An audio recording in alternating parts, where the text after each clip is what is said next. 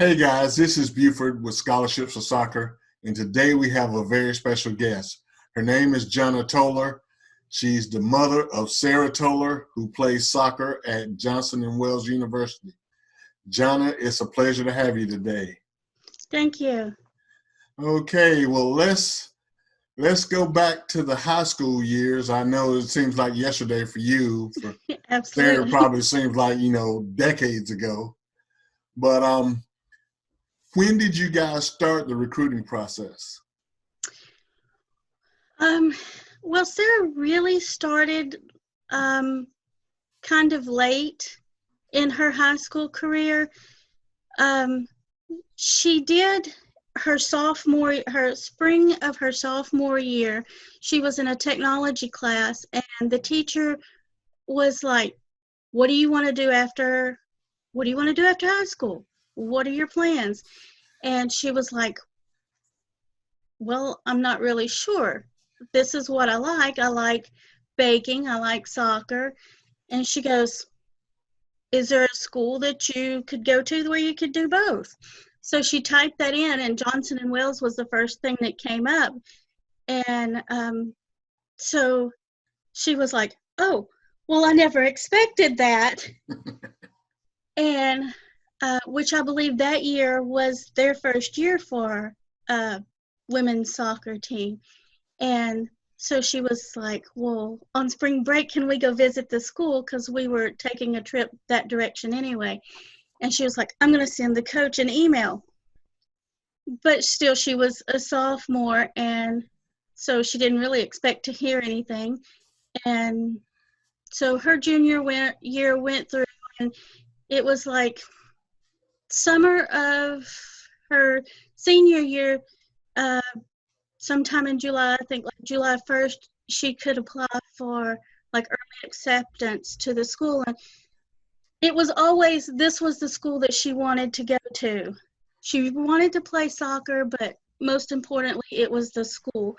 And so sometime in the fall of her senior year, she sent another email to the coach, and she was like, "I'm okay. I'm okay. If I don't play soccer in college, I'll be okay."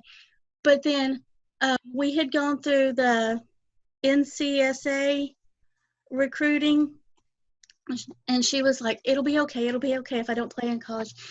But through this their website, she noticed that he had read her email, and she was like, "He read my email."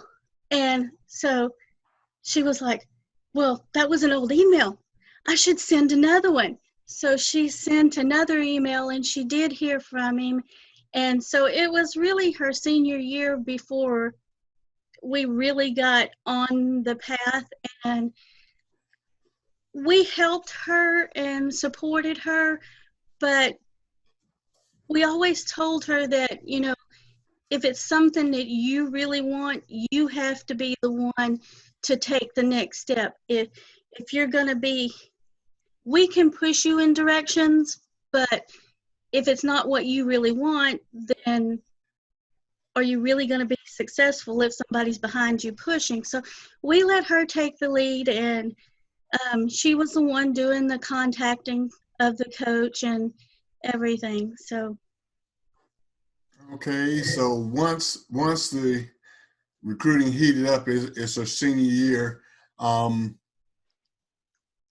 how many how many emails did she send him? Did she have to keep sending a lot, or did he respond pretty quickly? Or um, I think after she sent like the second email, it was pretty quick after that he responded to her. And then there were um, emails exchanged, and then it was phone calls exchanged. And um, then he was up here with an ODP team out of North Carolina. He was up here with an ODP team for a tournament, and he was like, "Hey, can we get together? Like to meet you, talk to you, and everything." And so that was the first meeting that we had with the coach. And then he invited her to come down like to the school the next month, and do some training and stuff. And Okay, so he did get to see her play, if not in the game, but he did get to see her on the field before. yes, and we had he had asked for some um, video footage of her playing and training. And my husband is retired military, and that became his thing after he retired, was uh, filming our kids playing soccer. That became his big hobby. So we had footage to send. Yes, that's important. Okay, so I guess Sarah's recruitment was a little different because she had locked in on her school before soccer was even a consideration. Um, did she ever contact any other coaches, or it was just she was going to the school and that's it? I believe she did hear from a couple other coaches, but and I think she had a conversation with one or two, but yes, she really, after she had taken that initial tour of the campus her sophomore year, she was really set on Johnson and Wells. Okay. So when exactly did the offer come in? Did the coach call you and give you a verbal offer, or was it a letter? Or? Well, it was February of her senior year when we met the coach, and then we went down to Charlotte March of after we had met him in February, and she did some training with him, and he talked to her and everything. He had a few of the current players out there, involved with the training and everything. And after the training, he kind of sent her to spend some time with some of the girls on the team, and he talked to us, and he was like, I like what I see. He goes, I'm ready to sign. So it was like that weekend that we were there, and he goes, I like what I see, and if she's ready, I'm ready. Okay, that is outstanding. Now, going back to high school, what level club ball did she play, and did she also play high school ball? She did. She played.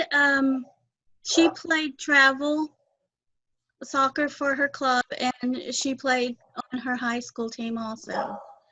Okay, and do a lot of people say that high school ball is not as good as club ball, and probably skill level usually it isn't. But do you think that was beneficial for her to play high school along with club? I do, because it was a different set of coaches, and different coaches bring a different experience and different advice and techniques and things. So I think between the coaches, it gave her a good round set of, expectations, and she learned different things from her different coaches.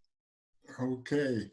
Um, Now, if you could give parents of sophomores and juniors coming up one big piece of advice, what would it be? I would have to say, find the school that you fit first. Because if the school doesn't fit, then everything else is not going to fit. And that would be for the students, the student athletes. For the parents, I would say um, give their athletes a little space. Don't push them in the direction you think they should go. Listen to them, and really get a feel of what they're looking for. I mean, they're still young, and yes, they still need a little bit of guidance, but let your student athlete contact the coaches. Don't jump in and send send the emails from you. Let that contact come from the coach, because that gives the coach, the feeling that that student really wants this, and I should take them serious about their desire to be here and be part of our team. Okay, well, that is excellent advice. And Jonna, I certainly appreciate you coming on and helping out us parents who are going through the process now. And you've given us some good knowledge and some things to think about. And tell Sarah that when she becomes a famous chef in New York City, to send me a piece of cheesecake. I certainly will. All right. Well, Jonna, it was a pleasure having you. And I hope you have a great rest of the day. And we'll be following Sarah's career at Johnson & Wales. Thank you. All right. Bye-bye. Bye.